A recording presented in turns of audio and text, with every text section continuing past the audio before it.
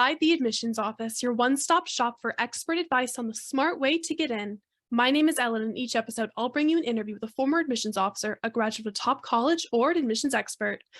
These interviews will take you inside the admissions office and be full of behind-the-scenes knowledge, first-hand experiences, and application tips to help you get into your dream school. If you'd like to chat with one of these experts, you can sign up for a free consultation at the link in the description of this episode. Today, we'll hear from Erin Gu, InGenius Prep's Chief Education Officer. Erin recently attended the 2022 National Association for College Admissions Counseling Conference and will be sharing what she learned from updates to FAFSA to evolving test optional policies. Hi, Erin. How are you today? Hi, Ella. I'm doing great. I'm really glad to be here. So you've been on the podcast before, Yes, but would you just like to tell us, for new listeners, about your background in education? I know you went to Harvard, as well as about your role here at InGenius Prep. Of course. I went to Dartmouth College for my undergrad studies and Harvard Graduate School of Education for my master's in education. And here at InGenius, I'm the Chief Education Officer, which means that I oversee all of our work with students and I help make sure that we're providing the most up-to-date information and advice to our students and to help them put their best foot forward for their college process. And do you also just want to tell listeners what is NACAC? Yeah, of course. So NACAC is the National Association for College Admissions Counseling. So it is an organization that hosts local chapters and as well as national conferences that provides professional development and educational opportunities for folks who are in the college counseling space. So that includes both the admissions officers who are on the enrollment side or on the college side, as well as high school guidance counselors and independent counselors who are on the student side and helping students navigate their college process. And you just covered who attends NACAC, the independent counselors. Is there anybody else that you find at NACAC? Occasionally, you might find some folks in the college space that's neither a guidance counselor or a counselor or on the college side. So there are a lot of private companies that are in the space as well, like the Princeton Review was there, and other companies that are in sort of this college space that's not necessarily strictly associated with the college or the high school side of things. We actually did an episode on NACAC last year with Heather and Mary because they're two of our former admissions officers and they attended. But have you previously attended any NACAC conferences? I've not actually in the in-person conferences, so this was my first time to go in person. Were there any surprises, anything you didn't expect? It was a really positive experience overall, and I was very actually impressed and surprised with how many universities had representatives at the NACAC conference. So on one of the days, they actually have a college fair for the high school counselors and independent counselors to learn more about the different colleges. And they were probably, we were in a very large exhibit hall, and they were probably hundreds, like all of the top university that you can name, you can think of, they were all there. And so that was quite impressive. You already mentioned that there's companies there like the Princeton Review, and in your recap videos, which you filmed for our TikTok and for our Instagram, you also discussed that there were some showcases by higher ed tech companies like SCORE and Slate. Do you want to tell us more about these platforms, these companies, and then how they work in the admissions process? Because these aren't companies that students would be familiar with, like they're familiar with the Princeton Review. That's right. So Slate is a very big company in the college admissions sphere, and that is one that our admissions officers are very familiar with, and especially in InGenius. This is also where I learned of Slate the first time I heard their name. It's from our former admissions officers. It is the platform through which a lot of colleges and admissions officers are reviewing the applications that the students submit, right? So the students submit through the common application, and that gets downloaded by the universities. And on the universities end, they are reviewing this information not through the common app, actually. They're reviewing it through Slate. So the Slate helps them process the information and make sure all the file is in one place for a student, matches up the different records, and then helps the university, distribute them to the appropriate admissions officer for review, and has all the notes and the other kind of functions you would need on the evaluation side, and then ultimately make the decisions or mark the decisions that admissions offices make about a particular applicant. And I believe it's also integrated to the decision notification process, so that is the the technology behind the decision notifications that go to every student. And is SCORE, or the one you just covered is Slate, right? Yes, that's right. That's Slate. And SCORE, is SCORE similar to Naviance? Yes, so Score is one of their newer platforms, and that's been around maybe in the last 2 to 3 years. Spelled SCOIR, and it is more of a like a Naviance, like on a high school side, right? So they work Mm. with high school guidance counselors and high schools to help high schools organize their students' admissions data as well as school and college lists. So some students might actually already have access to SCORE from their high school and are collaborating with the guidance counselor on which colleges they're thinking about applying to. It is much more user friendly and sort of up to date in terms of the technology and the user interface. And this year, SCORE actually replaced the coalition application platform, which was an alternative to the common application a couple years ago and even out last year. But this year, the coalition is no longer functioning as an admissions platform or college application platform. So instead, students will use SCORE if they don't use the common application, and the colleges that accept only coalition application will be accepting the application through SCORE instead. And is that a current change that's happening right now, or is that for the next cycle? It is happening right now, actually. So the coalition application is no longer in use for this cycle. So if you're a senior right now and you were planning on applying for the coalition application, please note that is no longer an option and you will be using SCORE instead if you don't want to use the common application. Does it still have the same benefits of the coalition application? Yes, it does. So it does have for younger students, it has the longer term file storing capacity, and it also has the ability to invite, other adults to your file so that you can collaborate with them more directly. I believe parents also have access as well and can give inputs on school list and things like that. So it does maintain almost all of the benefits of the coalition app from before, plus some additional benefits on especially the school list building side. So anybody who's ever attended a conference knows that a big aspect of that are the individual panels. And of course, you can't attend all the panels. So today we'll just be discussing some of the NACAC panels that you did attend. So one of the first sessions you attended was about the Supreme Court case against Harvard and UNC Chapel Hill against their affirmative action policies. And the session, I think you said, featured admissions officers from Caltech and from the University of Connecticut. So could you just break down this court case for those of us who are unfamiliar? Yes, of course. So the court case is now at the Supreme Court. So it's brought on by Edward Bloom and the Student for Fair Admissions. That's the organization that is suing Harvard and UNC Chapel Hill. They are suing those universities for considering race in their admissions and making it harder for students of certain race to be admitted versus students from other races. So that is at the crux of the issue. And they have brought a lot of accusations and a lot of different ways in which they're making the argument that Harvard and UNC Chapel Hill are making these decisions not in a way that is conforming to the law. And so that is the case that is pending at the Supreme Court level at the moment. And what is the timeline for the case? When are we going to start receiving news about it, how it's panning out? When will the final decision take place?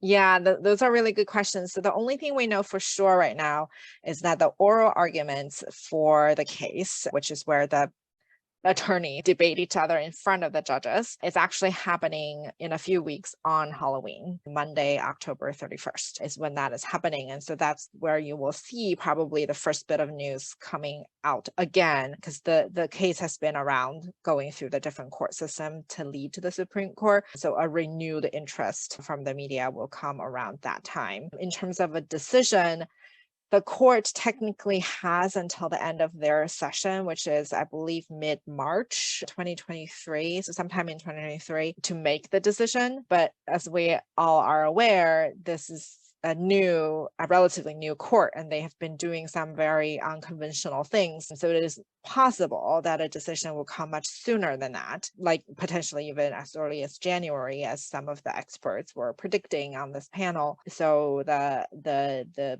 call to action from them is for higher education institutions to be prepared, to have a plan in place, whatever the results might be, and to be able to act on it starting January 1st. And what are the consequences, whichever way the results go? So if the Supreme Court says, like, yes, Harvard and UNC, they can use race conscious admissions policies, or if they say, no, we're striking down affirmative action, what are the consequences in either direction?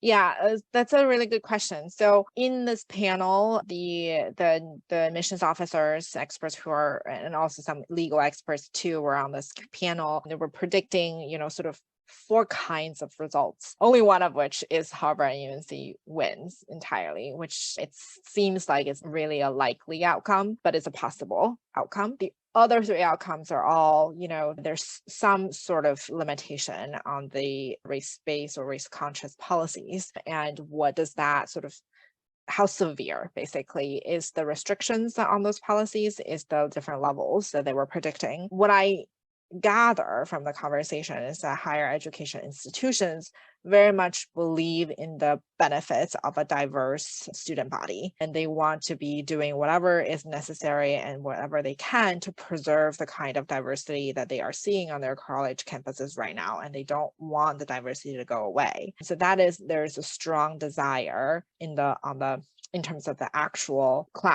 student class makeup that they want to preserve. Then it becomes sort of all in the details of how exactly to achieve that and what are some things that could be considered, because the Supreme Court could say that maybe race-based or race-conscious policies are not permitted, but except in the case of potentially how race is tied to identity and personal or lived experiences. Right? So that still gives a more limited window for consideration of how a young person has grown up in the society, and how their race might have impacted their lived experiences, and how those things could be related. And so even in that situation, you still have a little bit of an option for the admissions offices to consider those things, and that wouldn't be the most sort of severe restriction in terms of the outcome. Yeah, my follow-up question was how this might change like the application itself. So we know for law school admissions, they have a diversity statement. We know that NYU this year got rid of their why NYU question and replaced it with an optional supplemental essay about identity. So do you think there might be like more holistic ways that admissions consider identity through essays, through short answer questions, if they can't explicitly make decisions based on something like race? Yeah, certainly possible and likely. I would say that identity is definitely something that colleges are super aware of and want students to be able to talk about and better articulate as well. And so that is definitely a possibility and potentially a solution that colleges will try to get at to continue to build a diverse college without violating laws. Another session you attended was with the MIT Director of Admissions, and they discussed the MIT Maker Portfolio. So just to start off with, can you talk about how the Maker Portfolio works? Like, what is this component of the MIT application? Yes, so the MIT application has some optional components for students. And of course, they have the typical art portfolio as well as music portfolio for students who have those talents. And that's true at a lot of different universities. But at MIT, they also, about 10 years ago, instituted a maker portfolio option for students who make things. Maybe they build robots, or they build, mechanic things at home, or, motorize a shopping cart, or whatever it happens to be. And they give the students an opportunity to talk about those things that they make.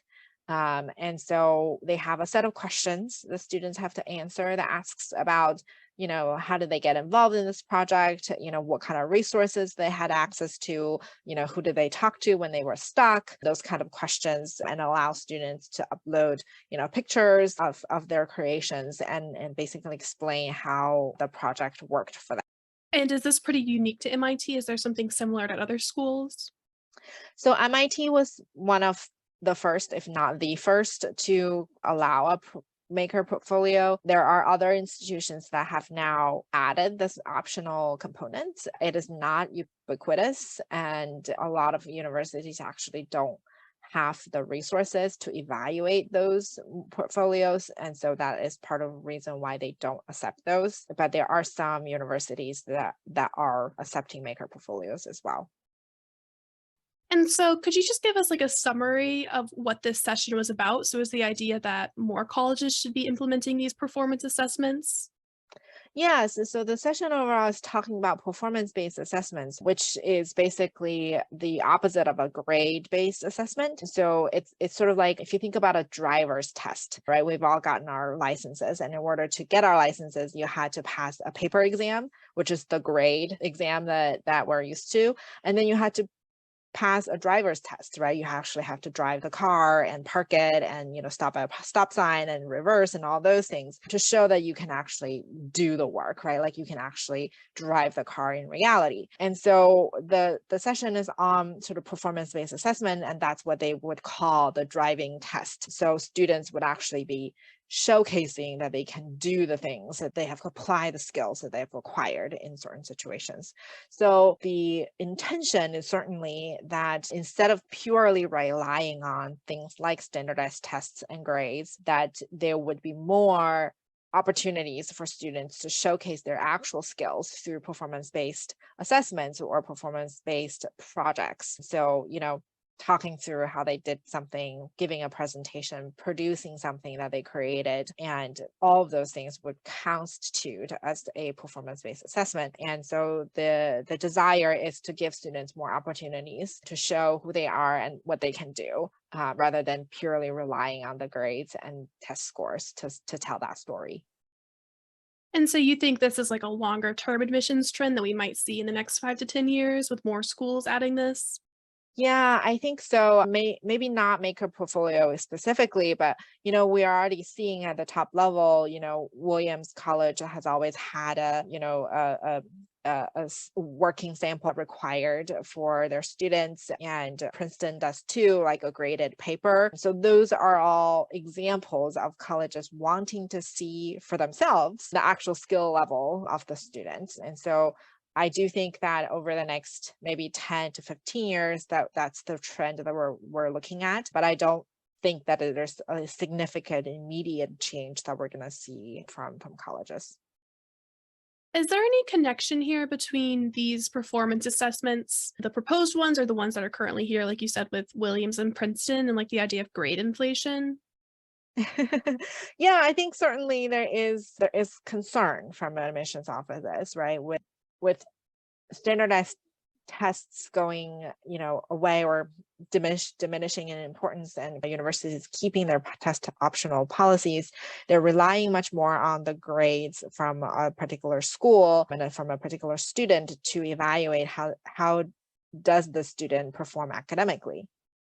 And there is definitely concern of grade inflation where, more than 50% of your class are getting A's. Then it becomes much harder for an admissions officer to place the student's academic ability relative to their peers.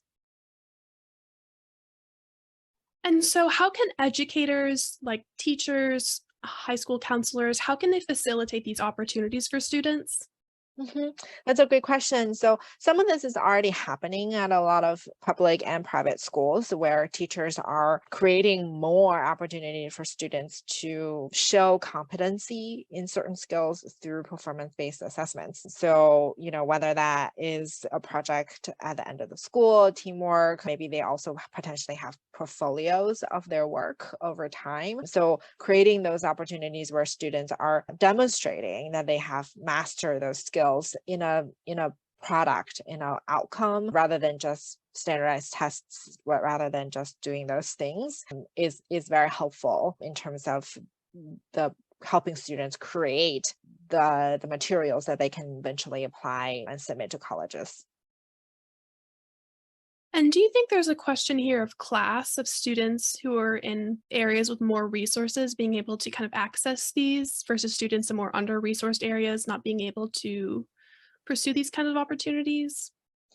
Yeah, that's a really great question. And I think it really depends on the high school and the instructors that are in those high schools. We do know that there has been a lot of resources and training that are devoted to improving urban education, for example, and helping teachers in those areas to, to make curriculum more engaging and to have more performance-based assessments. It certainly is happening already. I don't know that it's ubiquitous and at the same level. And also, I think the other piece of this is the standardized metric that states are imposing on their public high schools, right? Where students have to sit for certain tests. You have to pass the Regents exam, for example, and using that to measure a high school outcome. And so certainly that is a tension. It's a big conflict, right? Where teachers feel like they have to balance those things, and how can they help their students pass the Regents exam if they have them all do performance-based assessments all the time, then they're not preparing their students for those exams either.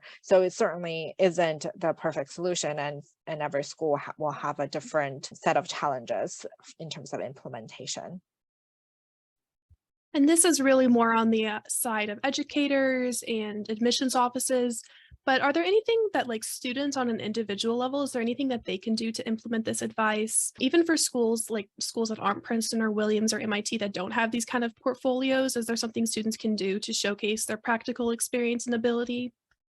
Yeah, that's a good question. I think that it's, always an opportunity for students to document just for themselves their projects and their achievements, and then potentially put it on a personal website. You can always sort of link it in your application. Whether the admissions office clicks on it, that's another story. But at least you can have the opportunity to showcase that.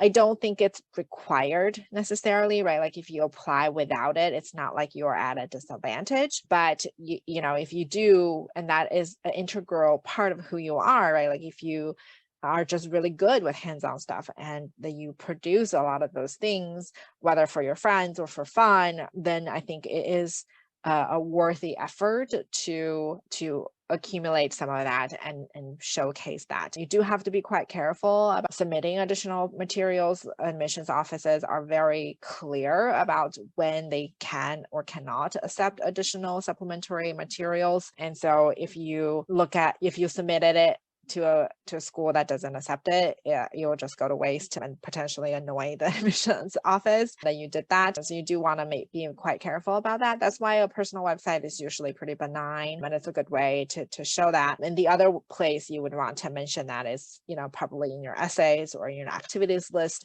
even if it's something that you do meaningfully for yourself independently. A lot of times students might not think of putting it onto their, activities list, but it's actually, a meaningful part of who they are and how they spend their time, that it's still worth adding to that activities list. Yeah, there's a lot of digital opportunities now. Students can use TikTok, Instagram, your personal website, like you said, Mhm. to kind of catalog and record their experiences. Yeah, exactly. And now I know you also attended a session that had some exciting news about FAFSA. So do you want to tell us about those updates and when we can expect to see them?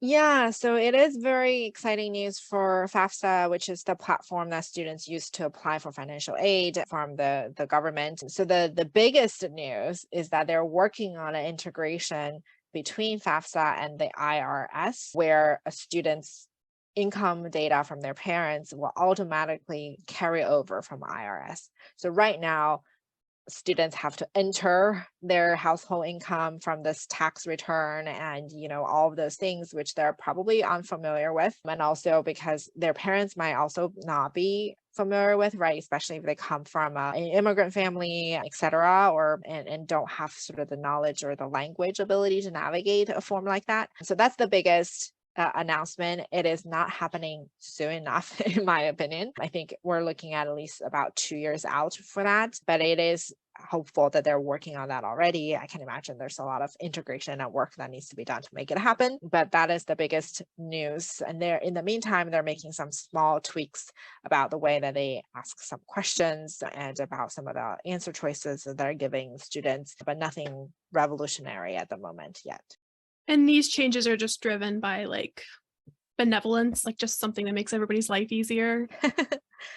Yes, for sure. I think colleges have been looking at FAFSA, sort of usage, I guess. And also FAFSA has been getting feedback from colleges as well in terms of why it's so challenging. They're also getting a lot of feedback from community-based organizations, CBOs, that work with students that need extra support on colleges but cannot afford extra private services, right? And so they're getting a lot of complaints from everybody involved, how complicated it is and how it is a barrier sometimes for students to enter college because they feel like they can't afford it and they don't know how to get access to money, to financial aid to afford colleges. Making this much easier for everybody is hoping to increase access of students to colleges in the first place. You also attended a session focusing on school profiles.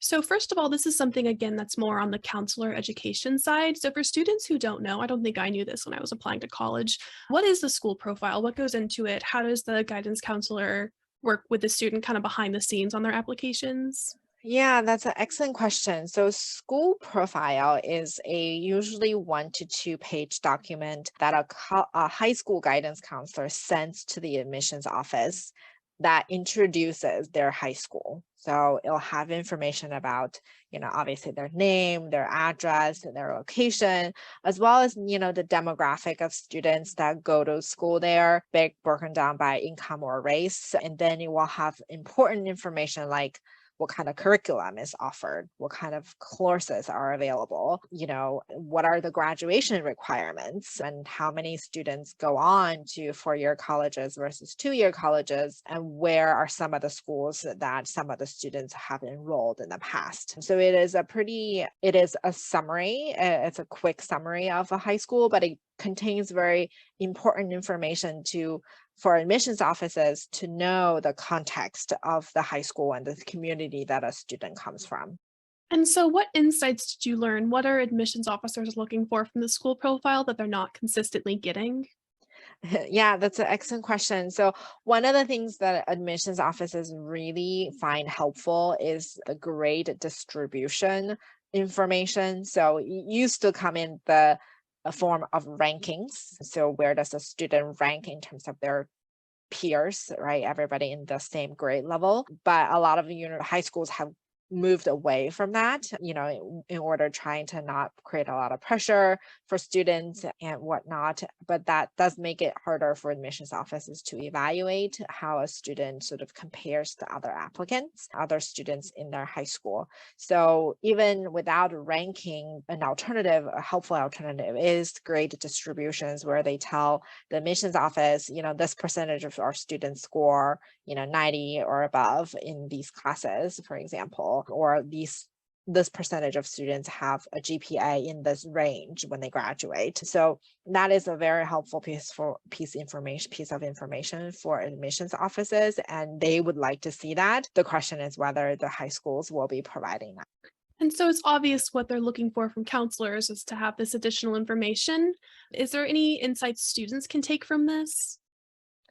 Yeah, so the primary insight is that where you stand academically at school does matter, and it matters a lot in terms of your college admissions. So even though your school might not rank and you might not know for sure, you definitely do want to be one of the, if you're aiming for a super selective college, then you definitely want to be in the top of your class. You want to be doing better than a lot of your friends potentially, and so that the academics is one of the first things they evaluate, and that you meet sort of the bar for that. The other thing that I think students should take away is to even just know that a school profile should exist, and to see if you can find a copy for your school. So sometimes they're available on your school website, and if you just search or you Google, or you can always ask your guidance counselor for a copy and see if they would be willing to give it to you. And so you can see what are some of the information that an admissions officer would see based on your context, because they might be able to see that there's a special program that's available at your school. And that is also helpful for younger students, right? Even if you're in 8th or 9th or 10th grade, maybe you haven't heard about all the opportunities that are available at your large school, right? So a school profile would be a good place for you to go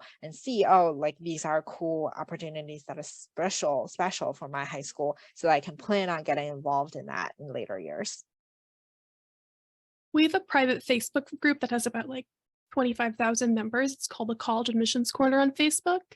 And a lot of the times people ask about, oh, should my student take AP Physics? These are like the 7 AP classes my students taken. Should they take blah, blah, blah, blah, blah? And I'm always responding like, you got to ask the counselor. You got to look for the school profile because like you said, it is really helpful for those younger students to be able to see, that's like an easy resource for them to see if their rigor really is at that level, especially if they're wanting to apply to more competitive schools. Yeah, yes, exactly. So for a student at a school that only offers 10 APs, taking 7, it's great. But if your school has, 15, then 7 is not as good as if you had 10, right? And then here's an exciting topic. Everybody likes to ask about this one as well. So you attended a test optional panel with admissions officers from UPenn and UCLA. So what did you learn? What were the new insights? Yeah, so obviously these two schools have different testing policies. So UCLA has gone completely test blind. So for the UCs, all of the campuses, they used to evaluate students on, like a 14 character or 14 factor scale, I guess. And now they just dropped the testing. So now it's down to 13. So for the admissions officer from UCLA, what they were saying is that it really makes not a real big difference because, difference between 13 and 14 is pretty small. It's not like 1 to 2, right? Difference. So for them, it has been working just as well without the test score, and it makes things a lot easier for them. And they think that test blind policy is really easy to explain to students and families, and there's no confusion. So they really like their policy. And that was sort of the main takeaway there. For UPenn, I think Penn just had their new director of admissions, Whitney Saul, who came from, I believe, Bowdoin and then one other university. So Bowdoin's one of the ones that has always been test optional. I think it's the first one in the country. And so she's at Penn, and they are still looking at their data from the past 2 cycles to evaluate how well test optional policy worked for them in terms of the kind of students that they're recruiting, whether there's any difference, and they're not making any formal decisions about their policy for the future until that work is done. So that's where we are. But I think the main message that everybody was trying to communicate was that there is no disadvantage if you apply without a score. So I'll say that again, there's no disadvantage if you apply without a score. So if your score does not match your academic ability, does not match your GPA, you don't think that it reflects your ability as a student, then, leaving it out does you no harm. So that is sort of the main takeaway. For students who are borderline, it's going to be a little bit harder to make that judgment call. I think that is where a lot of the confusion exists, where different colleges have slightly different language around test optional. Some schools say, if you have the score, we want to see it. So in those cases, probably better to send your score, even if you aren't super happy with your score. Some colleges will say, like it is totally optional. If you have it, we'll consider it. If you don't, we won't consider it. It makes no difference. So in those situations, it's probably better to leave it out. So it really becomes quite nuanced and definitely means that the burden is more on the students to figure it out, which I also didn't think was fair to the students. And it would be much better if all the colleges could get on the same page, but we know that's not happening anytime soon. And correct me if I'm wrong, but isn't one issue that these colleges actually can't like talk with each other about their admissions data? Like UPenn can't call Dartmouth and say like, hey, Dartmouth, like how has test optional been working for you? Like share your data with me. I believe, I could be wrong, but I believe Heather told me that was like an issue currently. Yeah, so they can't. Yeah, so they can't have direct access to the data, that's for sure. They can talk, and one of the things that I learned from the from the conference is just how small that world is. It seems that everybody knows everybody else, and there's a lot of connections, and officers move from between institutions, and they also learn from each other. At conferences like that, where they talk to each other, and they also talk to each other when they travel. So there's a lot of anecdotal stories going around, but they cannot access the actual data. And what is the reason they can't share that data? That's a good question. That is not one that I actually know off the top of my head. So I'll try to ask some of our former admissions officers to see if they know. Sounds like a good blog topic we could do. Yes. Another topic at NACAC, which is kind of fun to say, but Yes. was committee-based evaluation, CBE. So talk to me about that. Yes, so community-based evaluation is one of the newer formats admissions offices are using to evaluate a student's application. So we all know that a admissions office divides their territories to regions, and there's an admissions officer that's responsible for a single region. It used to be that all of the files for that region comes to that admissions officer. They do the first read of all of the students' applications, and then they rank them or they give some kind of notes and some recommendations for whether to admit the student or to waitlist them or to reject them. And then those files all then get moved to a second reader to verify and to see if they agree, right, to get a second opinion. So student files are getting read by at least two people fully, and then the committee will meet and they will discuss those decisions together. So committee-based evaluation came about to change that part of the process. So the rest of it still remains the same, but instead of admissions officers reading alone by themselves the first round, what they're doing is now committee-based evaluation means that there's two admissions officers and they're paired together to read a stack of files together.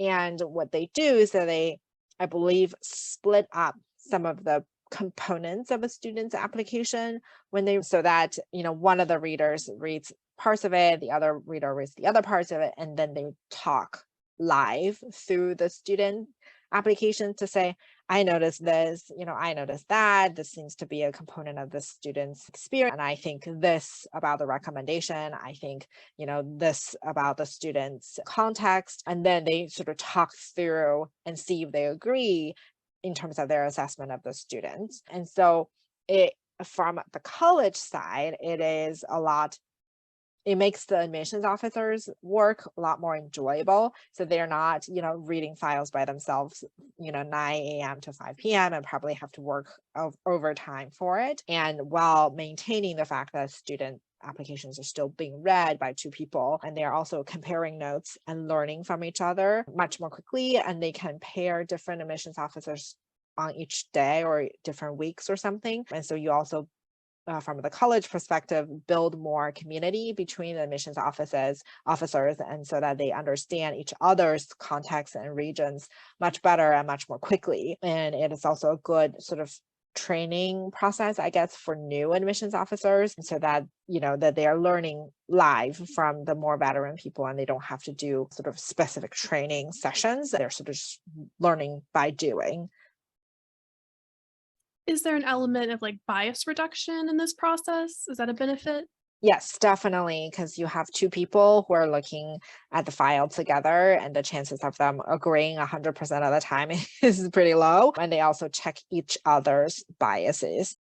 And are there any schools that we know of who are already utilizing this process or are piloting it?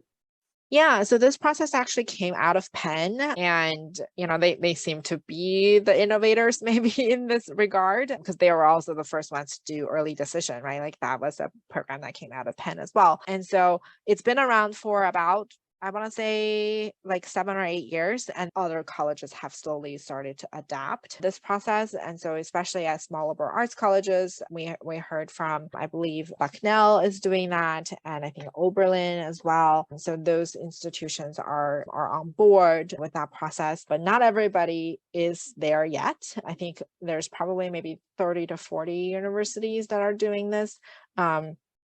And the rest have not. So for example, Duke University hasn't transitioned yet, because we had I think the Dean of Admissions or Associate Dean of Admissions from Duke ask a question at this panel about how Penn made the transition and how they addressed some of the concerns from their admissions officers to make the transition. So we know for a fact that Duke is not reading through CBE yet. Is this scalable? Is this something that we could see like at the UCs, these places that are getting so many applications? No. Unfortunately, probably not. The admissions offices do say it is more efficient for them in terms of time hours the hours for the individual admissions officer is smaller, but overall, hasn't really changed. They just sort of changed in terms of when that work happens. But I'd imagine for large universities, and especially universities that are admitting sort of by majors like, UIUC and university, the UC system, this is probably not really doable. They would still need the old ways of reading individually to preserve some of that efficiency. Were there any other topics that were just important topics of discussion at NACAC or other admissions trends, changes that you'd like to discuss or that you learned about? Yeah, I think that some of the trends that we're seeing is that the universities, not all of them, but some of them have started to warm up to working with private counselors to help them understand a specific region, to help them understand maybe even the high schools that are in that particular region, to build those relationships and to help promote their universities, because they know that, with the atrocious student to guidance counselor ratios, it's like 400 students to a guidance counselor at public high schools on average. The students are not getting the help they need from their high school, and so there needs to be independent counselors to help serve these students, so they're having more of those interactions and connections, and there's a lot less stigma around that. And then you also see more admissions officers switching the desk to go on to the high school side or the private counseling side of the desk. And so there's more understanding, I think, across the desk. But of course, there are also still universities that, refuse to work with independent counselors, and they only talk to high school guidance counselors, for example. And I think that'll probably remain, but that number is dwindling from what I'm seeing. The other trend that a lot of colleges have talking about is that they're anticipating in the coming years, probably in the next decade or so, with the population shifts, that there may be drops in college enrollment just because there's fewer young people in college going age range. And so that is something that they're all trying to prepare for and trying to make their institutions a little bit more resilient in the process. And what might that resiliency look like? Might we see more like online degrees, 2 years degrees, these kind of programs at more traditional universities? Yeah, so there are lots of different ways colleges could be doing that. One is obviously sort of building up their brand recognition more and to offer higher quality education and for students, and then also, figure out ways to make college continue to be affordable for them. And so it's sort of like businesses, right? Businesses have to think about their branding and their positioning, and so colleges are doing the same. And yes, in terms of your question, colleges are also thinking about what are some other ways that we can offer degrees to students, whether that's 2-year or online degrees, especially for non-traditional students, making the college experience more accessible for them, and more affordable for them, right? Where they might be working already and doing school at night. What do they need, and what kind of services do they need from the school? They might not need all the clubs and all the dorm activities. So what else do they need in terms of their supporting them? And how will these insights and these changes, how will they shape the work that we do with our students? Are there any plans that you have for changing the curriculum next year? Yes, for sure. So part of the work that we do is to think about, how to help students better prepare for their applications. So certainly things like, portfolios or performance-based assessments, helping our students collect the things that they're producing now so that they have more of that for potential application materials. Of course, part of our job is also to help them assess the quality of their work. It's not worth submitting something that is not high quality or you would hurt your application. And so that is something that we're constantly doing for our students. We're watching the court case very closely to see how we think that might impact students, and we're working on curriculum and resources and opportunities for students to practice their reflective writing ability so that they can talk about their personal experiences in ways in which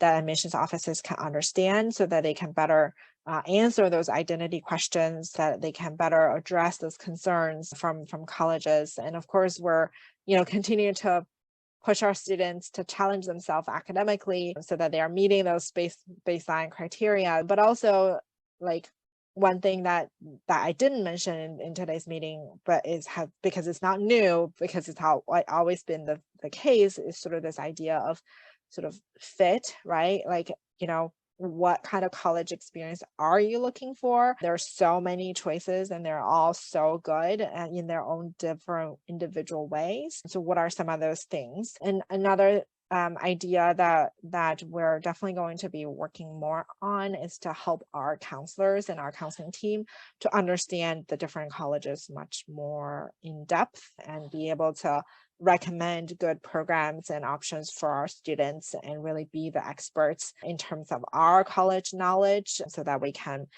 direct students into the right places to start their research.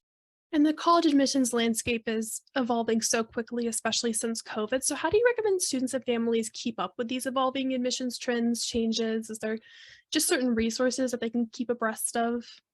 Yeah, that's a good question. I mean, self so a shameless plug here for our podcast, of course, which always has very good latest information. I think the other platform is, like you can try to get the newsletters from NACAC. They put out pretty good information. The other one is Chronicle of Higher Education, which is the newspaper or journal that covers the higher education landscape, and you will get a lot of up-to-date information there in terms of from both the college side as well as the high school side, mostly the college side. So what the colleges are thinking about in terms of next moves for them. So those are really good resources to do. And then of course to continue to talk to your guidance counselor, and because they also have good contact with the admissions offices directly. And so they will probably know the latest trends that are happening in a particular college as well. Yeah, NACAC actually has like a podcast network. So you can just Google NACAC Podcast Network and you'll see the other we're part of it, but you'll see the other counselors and the other podcasts that are part of it. Very good resource. Yes. And then do you have any additional words of wisdom to share for students, families, counselors? Yes, I think the biggest takeaway I have from NACAC is that this is such a complicated process. Students and families are left oftentimes in the dark to navigate this by themselves, and it can be very stressful. Even if it didn't have sort of the weight of the future of the students' future on the line, just the logistics of it and just the information of it can be overwhelming in itself.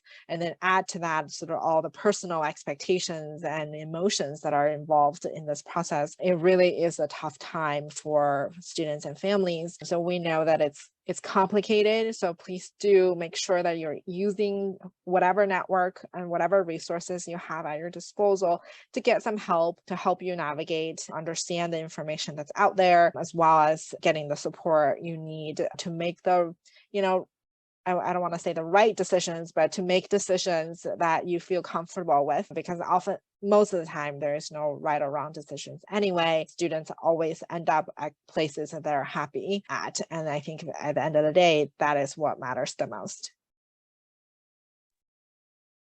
Thank you so much for joining us today, Erin. I'm sure our listeners appreciate your insight into the 2022 NACAC conference. For more information, check out our blog linked in the episode description.